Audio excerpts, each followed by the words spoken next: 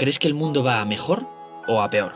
Por ejemplo, los que piensan que el mundo va a peor se imaginan que vamos a un mundo más desigual, mayor división entre norte y sur, que la parte de la humanidad sin sanidad o educación se mantiene igual o crece, que hay una gran cantidad de gente pobre y unos pocos ricos.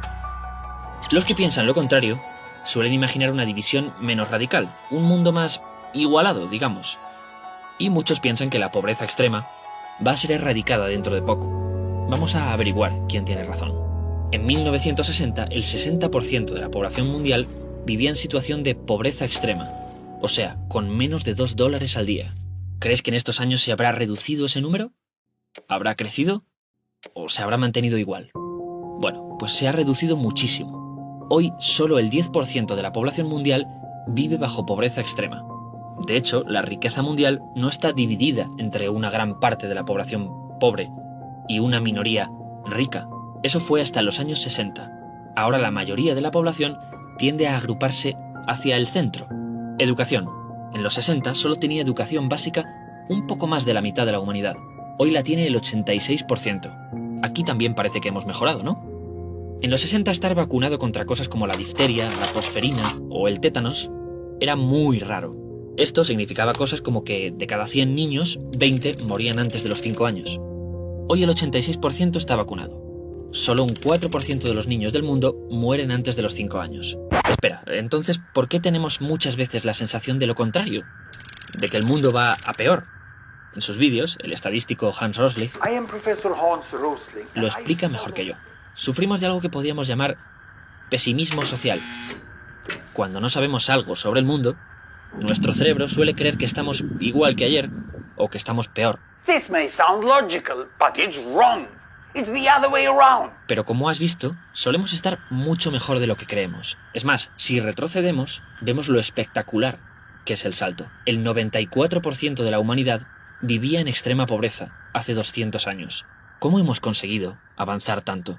Por muchas razones, claro. Pero hay una muy importante. Las revoluciones industriales. La primera, aquí. Aquí se inventó el motor a vapor. Aquí comenzó a cambiar todo. La segunda, aquí. Aquí llegó la electricidad. Y con ella, el teléfono, el telégrafo, la radio, los coches. Sí, los primeros coches eran eléctricos. Y aquí, justo antes de este petardazo, la tercera revolución industrial. Los ordenadores. Las revoluciones industriales trajeron cambios increíbles.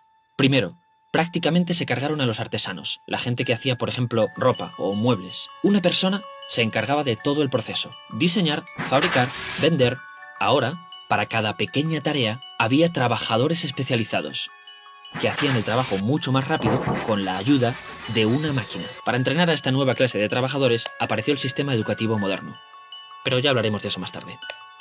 Era más fácil producir cosas, así que el precio de los productos básicos bajó. Como los nuevos abonos y medicamentos se producían en grandes cantidades, agricultura y medicina pegaron un petardazo y comenzamos a vivir mucho más tiempo. Las revoluciones industriales también trajeron una idea, el círculo virtuoso.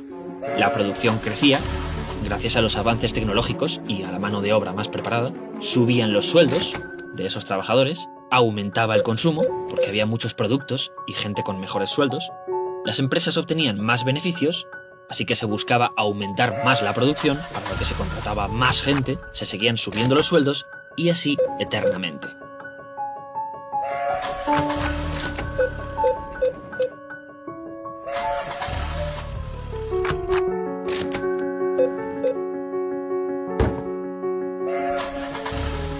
Este círculo virtuoso explica el nacimiento de la llamada clase media, el grupo en que todos podrían permitirse una casa, un coche y una televisión. Mis padres me lo definían como no somos ni ricos ni pobres. La mayoría de la gente está en el medio, ¿recuerdas? Ahora la mayoría de la población tiende a agruparse hacia el centro. Además, la clase media formaba una especie de escalera por la cual podías subir desde empleos peor pagados hasta empleos directivos. Todos hemos oído la historia de alguna persona que empezó como botones y acabó siendo el presidente de una compañía.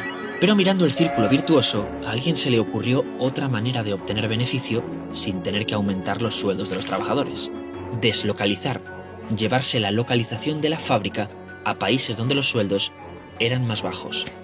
Esto suena muy mal, pero también ha ayudado a que ocurra lo siguiente. Según la ONU, en 1991, en los países en desarrollo, casi la mitad de la población vivía en pobreza extrema. Apenas había un 5% de clase media. La escalera descendía. En la actualidad, la escalera se ha dado la vuelta. La clase media ha triplicado su tamaño. Y el mayor grupo ya no es la pobreza extrema, sino lo que la ONU llama clase media en desarrollo. Gente que está cerca de dar el salto a la clase media.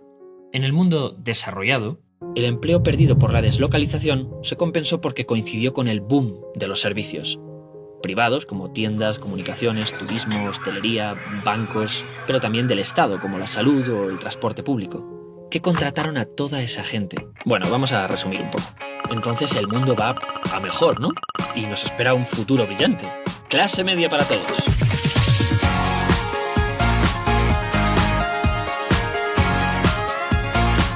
Si no lo ves es por el pesimismo social que afecta a tu pobre cerebro. ¿Es eso cierto? Lo era, pero el círculo virtuoso funcionó muy bien durante la segunda revolución industrial. Y ya no estamos en la segunda, tampoco en la tercera. Estamos comenzando la cuarta revolución industrial. Recordemos, las 3 primeras revoluciones industriales crearon mucho trabajo especializado. Esta persona solo fabrica las puertas del coche, esta solo hace volantes, esta ensambla el chasis y esta se dedicaría a las ruedas. Y el repetitivo, que se realizaba con ayuda de máquinas. Pero ahora, en la cuarta revolución industrial, un tipo de máquina se ha hecho tan buena en ese trabajo especializado y repetitivo que ya no nos necesita. Los ordenadores. Las fábricas ya no son así. Se están convirtiendo en esto. Quizá pienses que esto no va contigo porque donde vives hace tiempo que no hay fábricas.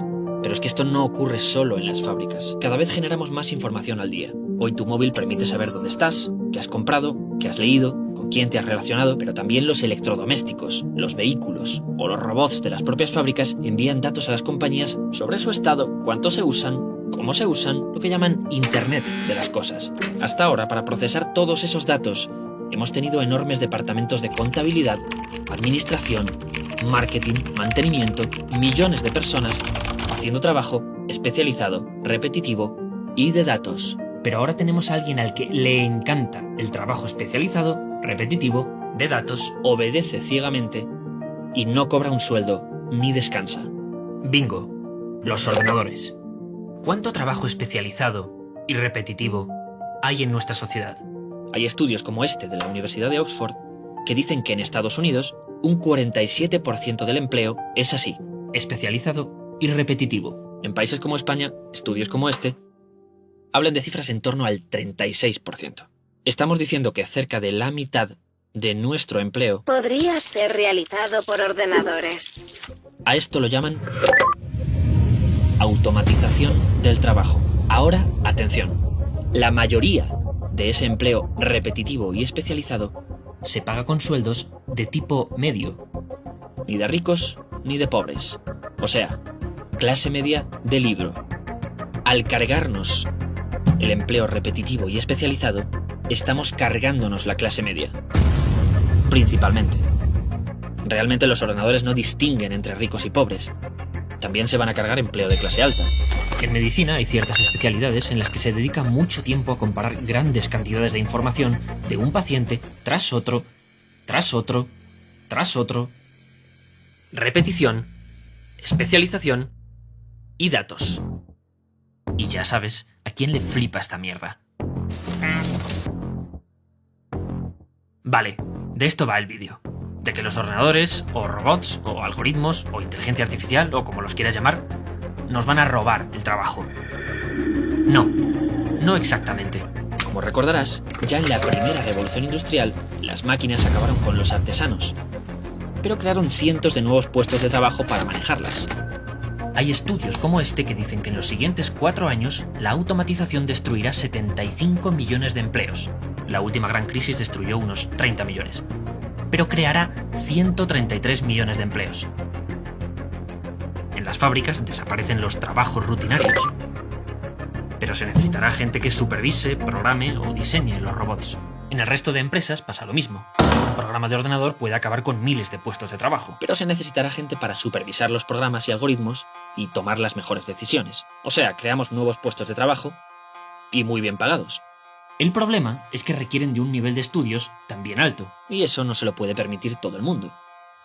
Pero no solo se necesita gente que dirija o supervise. En el otro extremo se está creando otro tipo de trabajo que los ordenadores aún no pueden hacer. A este trabajo puede acceder casi todo el mundo, pero es trabajo de mierda, de salarios bajos y extremadamente temporal.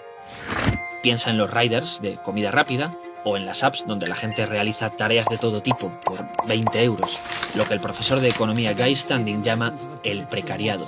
De esto va el vídeo. La automatización está creando un mundo que tiene, sobre todo, trabajos de salarios altos y de salarios bajos. Donde antes había una escalera que podías ir subiendo, aunque empezaras en un empleo de salario bajo, ahora va a haber un muro. De toda la gente que vaya quedándose fuera, los que puedan permitirse estudiar lo necesario para acceder a este tipo de trabajos, los conseguirán. El resto caerán aquí sin posibilidad de ascender. Esto se llama polarización. Dividimos a la sociedad en dos polos opuestos. Muchos estudios lo confirman. Los puestos de trabajo con sueldos bajos o altos son los únicos que crecen, mientras muchos de clase media están amenazados. Esto está ocurriendo en Europa, en Estados Unidos y en todo el mundo. Y la razón es que la mayoría de puestos de trabajo especializados y repetitivos, muchos de ellos basados en manejar datos, que están desapareciendo a causa de la automatización, están aquí, en el medio. Corremos el riesgo de volver a una sociedad más dividida, ricos y pobres, como la de antes de la revolución industrial. Esto es una puta catástrofe. ¿Recuerdas el círculo virtuoso? La clase media no solo sirve para comprar y que se produzca más, también sirve para pagar la mayoría de los impuestos con los que el país crea lo que se llama el estado del bienestar. Un sistema de salud para todos, pensiones, escuela pública, una paga de supervivencia para los desempleados. Si destruimos la clase media, estamos dinamitando la sociedad. Pero tengo buenas noticias. Ah, no, eso es después. No, tengo malas noticias. Quizá estás viendo este vídeo y no trabajas aún. Estás estudiando, preparándote para intentar conseguir un puesto de trabajo en ese futuro tan complicado. Para entrenar a esta nueva clase de trabajadores apareció el sistema educativo moderno. Pero ya hablaremos de eso más tarde. El problema de ese sistema educativo es que se basa fundamentalmente en aprender datos de memoria, realizar ejercicios repetitivos, especializarte en una cosa y cumplir órdenes. ¿Crees que exagero? En 2017, en el test de acceso a la mejor universidad de Japón, un robot ya obtuvo mejor nota que el 80% de los estudiantes. La directora del proyecto dijo estar alarmada al ver que una máquina no inteligente lo hacía mejor que nuestros hijos. Los ordenadores han superado todas nuestras expectativas en manejar datos rápidamente, realizar ejercicios repetitivos, especializarse en una cosa y cumplir órdenes. Y van a seguir haciéndolo. Cuando los creamos, pensamos que su potencia de cálculo crecería así. En realidad, está creciendo así. Hay quien dice que para 2030 superarán la capacidad de cálculo de un cerebro humano. Mientras tanto, seguimos empeñados en educar a los jóvenes memorizando datos, realizando ejercicios repetitivos, pidiéndoles que se especialicen en una cosa y que cumplan órdenes, preparándoles para trabajos que están a punto de desaparecer. A menos que formen parte de la sociedad que sí podrá permitirse la formación extra necesaria para estar aquí. Repito, es imposible competir con los ordenadores en esto. El problema no es la tecnología. El problema somos nosotros. Nos hemos estado preparando durante siglos para ser una especie de inteligencia artificial cutre. Pero, sorpresa, por fin ha llegado la auténtica inteligencia artificial. Entonces, ¿este es el mensaje del vídeo? ¿Que hasta ahora habíamos ido bien, pero que la cuarta revolución industrial nos lleva al desastre? Ya. Si esto es verdad, estamos hablando de una bomba a punto de explotar. ¿Por qué no están todos los políticos hablando de ello? La razón tiene hasta un nombre. Se llama la ventana de Overton. La ventana de Overton es una teoría que dice que en cada época solo hay espacio, o ventana, para debatir una cierta cantidad de temas. Todo lo que está fuera de esa ventana se considera peligroso, estúpido o una paja mental. Por ejemplo, en la antigua Roma no había espacio para hablar de abolir la esclavitud. Tenían una razón. Abolir la esclavitud implicaba destruir la economía romana, porque su base eran los esclavos. Hubo que esperar 1000 años para que la ventana se abriera y se pudiera hablar de abolir la puta esclavitud. Sí, la llegada de las máquinas ayudó bastante a dejar de esclavizar a personas. Hoy no hay ventana para hablar del empleo del futuro y los ordenadores. ¿Por qué? Porque este es un problema que aún se puede ignorar. ¿Explotará en nuestra cara de aquí a los próximos 20 años? ¿30? ¿A quién va a afectar principalmente? A la gente que ahora es más joven. Hasta los años 60 la mayoría de la población eran hombres y mujeres jóvenes, menores de 40. Había poca gente mayor. Esto es lo que se llama pirámide de población. La base de la sociedad era la gente joven. Los partidos políticos se fijaban mucho en los problemas de la gente joven porque allí había muchos votantes. Pero nuestras sociedades cada vez tienen menos jóvenes y más gente mayor. Cada vez tenemos menos hijos y vivimos más. Ahora la mayoría de la gente es mayor de 40. Y eso no va a cambiar. Para 2050 le habremos dado la vuelta a la pirámide. La base no serán los jóvenes, serán los mayores. Por eso hoy los políticos buscan el voto aquí, que es donde más gente hay, y prometen soluciones a sus problemas. ¿Por qué no hablan de algo que va a afectar a la gente que ahora es joven? Porque hay muchos menos votantes de esa edad. Por otra parte, no es tan malo que los políticos no hablen de estos temas. Cuando un partido es el primero en hablar de un tema, suele politizarlo. ¿Qué puñetas significa esto? Pues que la automatización del trabajo podría convertirse en algo de izquierdas, algo que se han inventado los comunistas, o algo de derechas, inventado por los neoliberales para no hablar de las verdaderas causas del paro. O peor aún, que algún extremista lo convierta en algo de los jóvenes contra los mayores. Eso aún no ha sucedido, así que aún puedes escuchar este vídeo seas de izquierdas o de derechas, más joven o más mayor. Y eso es una oportunidad. Vale, notarás que en este vídeo me estoy centrando demasiado en lo que las máquinas son capaces de hacer bien. Y lo que nosotros somos capaces de hacer bien. En el siglo XIX, cuando apareció nuestro sistema educativo, no podíamos responder a esa pregunta, porque no sabíamos bien cómo funcionaba el cerebro. Ahora tampoco lo sabemos totalmente, pero sí lo entendemos mucho mejor. Y sabemos que 1. No podemos simplemente meter datos en el cerebro. O se nos olvidan casi todos después de un examen. El cerebro necesita ayuda para tragarse los datos. Estímulos.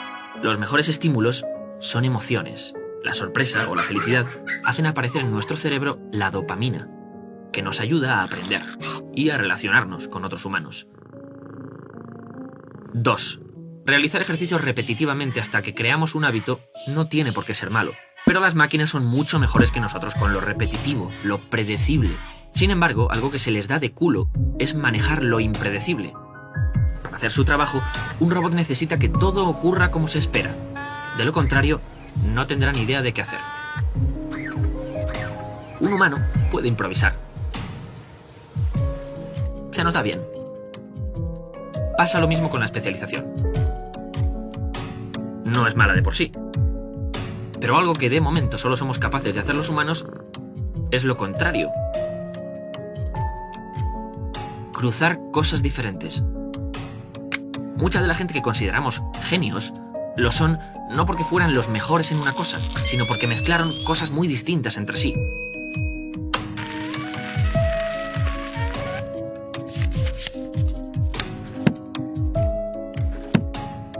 La mayoría de los premios Nobel son muy buenos en esto, pero también tú. ¿No te ha ocurrido que has hecho algo genial en tu trabajo con una idea que has sacado de otro sitio? ¿De tus aficiones, por ejemplo?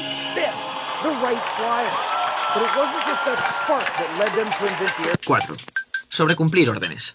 A veces hay que hacer lo que toca hacer. Si no, no funcionaría el mundo.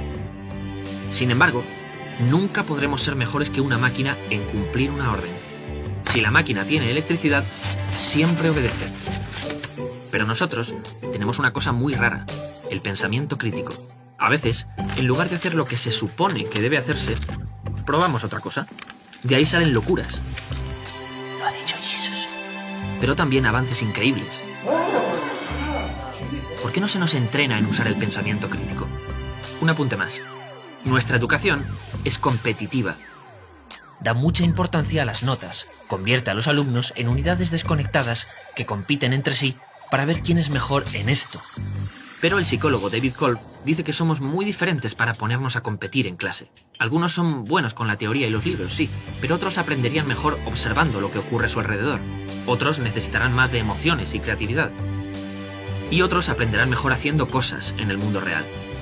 Kolb descubrió algo increíble, observando los distintos tipos de aprendizaje. Nos complementamos. Hay pruebas de que los equipos que incluyen a personas con distintos perfiles funcionan mejor. Casi parece que estamos diseñados para ayudarnos. Podría seguir jugando a los contrarios durante una hora, pero creo que se capta la idea. Llevamos 200 años educándonos al revés de cómo nos funciona la cabeza. Es natural que los ordenadores nos estén quitando las tareas que son de datos, repetitivas y especializadas. Son rasgos propios de una máquina. Y nosotros tenemos un límite natural en lo buenos que podemos ser aquí. Los ordenadores, no. Pero en esto, la inteligencia humana, no tenemos competencia. Y no sabemos ni cuál es el límite. Solo sabemos que todo lo que ha conseguido la humanidad hasta ahora, y ojo, hemos conseguido cosas muy increíbles, ha sido sin entrenarnos para usar estas cosas. Todo lo hemos conseguido haciendo de robots cutres. ¿Qué conseguiríamos si nos entrenasen en usar estos superpoderes?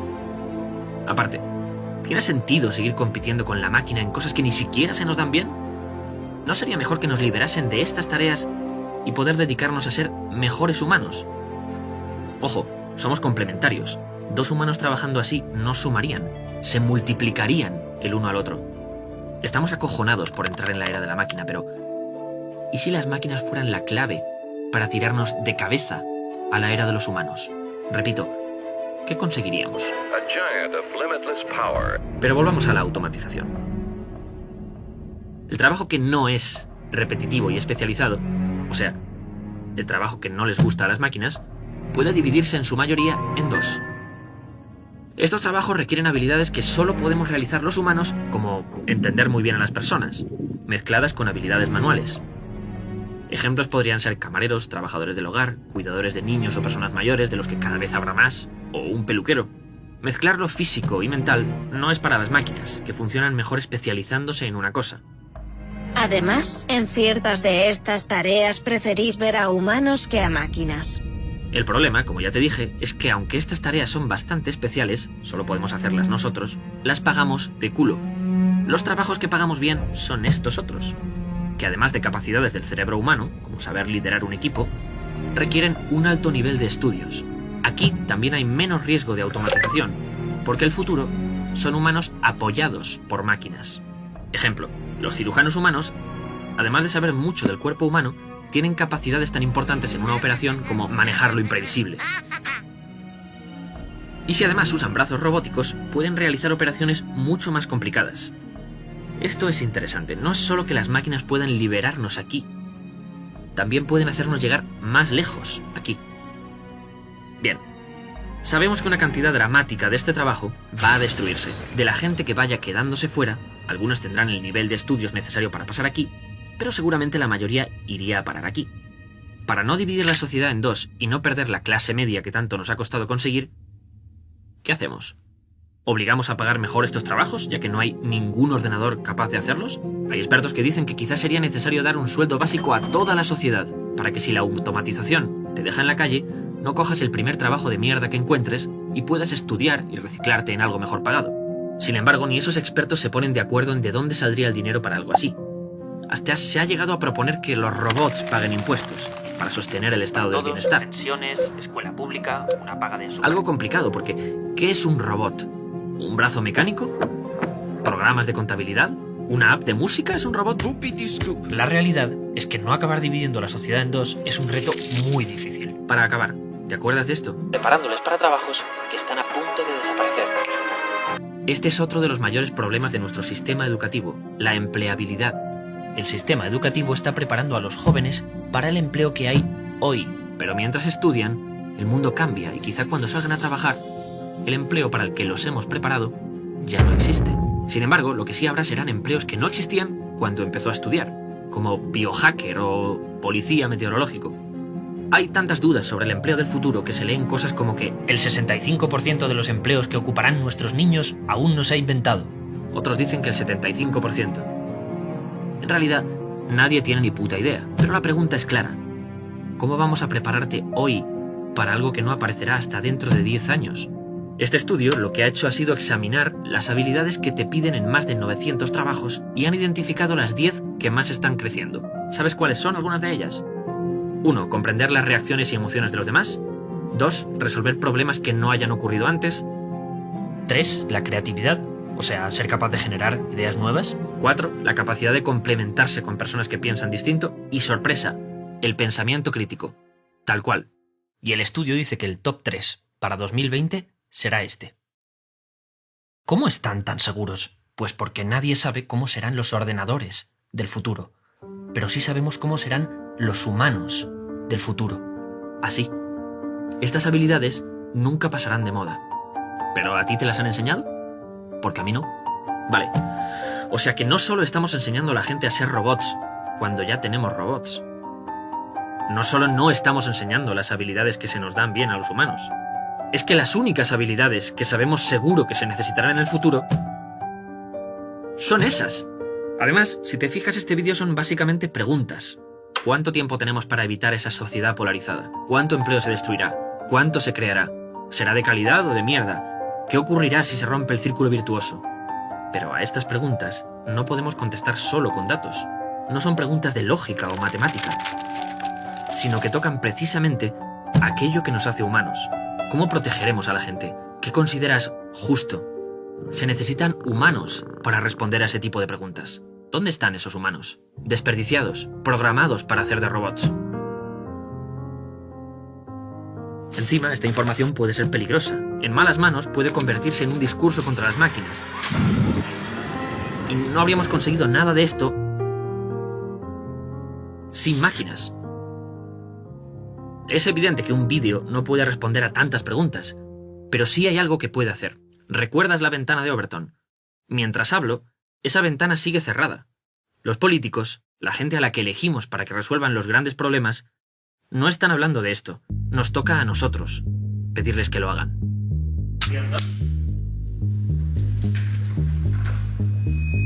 Los que hemos hecho este vídeo, hemos escrito una carta abierta a los políticos, donde les pedimos: 1. Que necesitamos oírles hablar ya sobre este tema. 2. Que queremos que trabajen para evitar que la tecnología produzca una sociedad polarizada y desigual. 3. Que nuestro sistema educativo tiene que enseñar las habilidades en las que somos mejores que las máquinas y a apoyarnos en ellas, no a competir con ellas.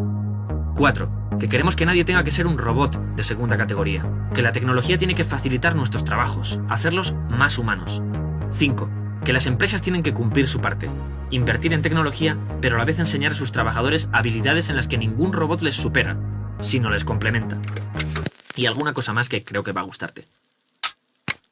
Si tienes 40 años o menos, creo que no necesito explicarte por qué es importante que firmes esta carta. Te vas a comer esto y no estás preparado. Ninguno lo estamos. Si eres mayor de 40 años, podría chantajearte y decirte que este es el futuro que le espera a tus nietos, hijos o sobrinos. O que quizá te quedes sin jubilación si la mitad de nosotros nos vamos al paro y no podemos pagar impuestos. Pero eso es difícil de afirmar con seguridad. Tengo que ser honesto. Sin ti, no nos van a escuchar. Ahora mismo a los políticos les preocupa mucho conseguir vuestro voto. Se tarda 1 minuto en firmarla. Nosotros nos encargamos de hacérselo llegar. ¿Recuerdas la pregunta inicial? Era: ¿cómo crees que será el futuro? En 1820, la mujer no podía votar, la mayoría de los hombres tampoco. Existía la esclavitud, los niños trabajaban en fábricas, las jornadas eran de 50 horas semanales, no existía la seguridad social, no todos tenían fe en que esas cosas cambiaran, pero ocurrió lo impredecible.